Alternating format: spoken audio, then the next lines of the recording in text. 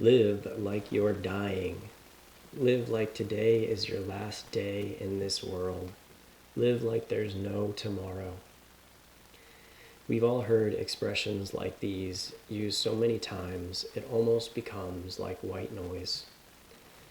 Kind of like when you say a word so many times it starts to lose its meaning and it just becomes this sound coming out of your mouth. And the way that we actually think to live out that advice, live like you're going to die tomorrow, it tends to be selfish. We think about cussing out our boss, going to travel the world, or going skydiving. Do what makes you happy. Check off your bucket list. But I stumbled across a different approach to this concept in the journals of Marcus Aurelius, the Roman emperor from nearly 2,000 years ago. His version of this idea is much deeper, I think, more grounded and meaningful.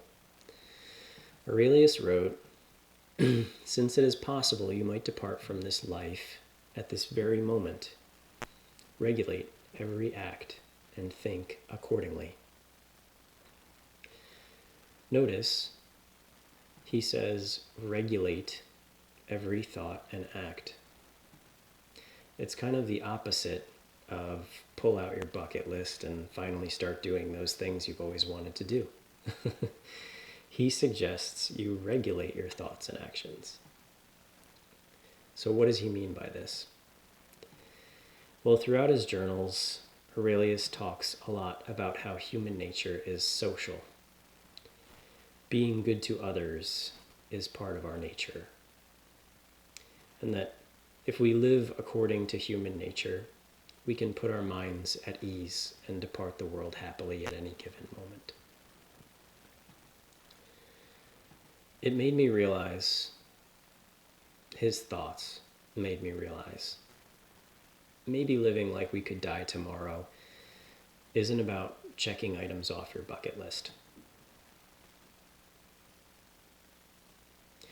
If human nature is about caring for your people, the people closest to you in your life, your family, your community, your tribe,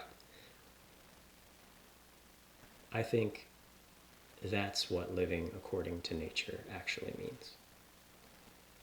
So when Aurelius says, regulate every act as if you might depart this very moment, he's not talking about putting together a spontaneous trip to go see the Eiffel Tower.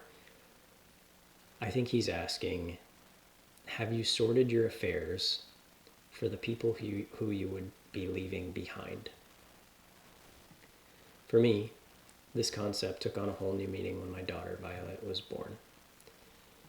Everything shifted. Building a business, sorting our finances, trying to be present every day. These stopped being personal ambitions, and they became my affairs, needing to be sorted. For my daughter, for my wife, the people I want to help, my community, my family, my tribe. I'm not building for myself anymore. I'm building so that if something happened to me tomorrow, they'd be left with the best possible foundation I could give them with what I have right now.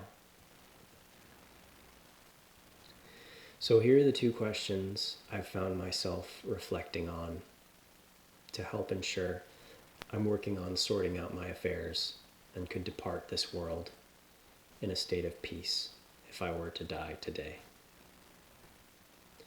First, with regards to the logistics, money aspects, if I'm gone today, is the map to their security clear?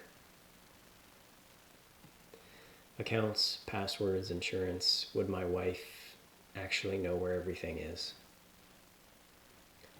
Second, is there anything I would be leaving unsaid among my loved ones and friends?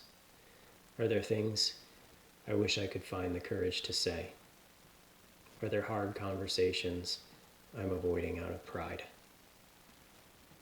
To me, tackling those questions, sorting those affairs, that puts me a lot closer to state of inner peace. Aurelius tells us what the readiness to depart life actually feels like when you achieve it.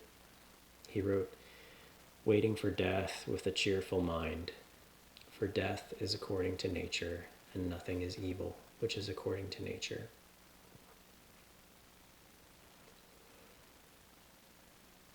I'd like to imagine having a cheerful mind if I were to depart this world at any moment, a mind at peace. I think we could all use that. It almost feels like a baseline level of ease within ourselves. Less fear, less panic, less worry. I think we could all use that. Maybe the way to get there isn't through achievement of some bucket list, but instead by ensuring you've done what you could with what you have in life for the people who matter to you. Maybe that's what living like today is your last day actually means.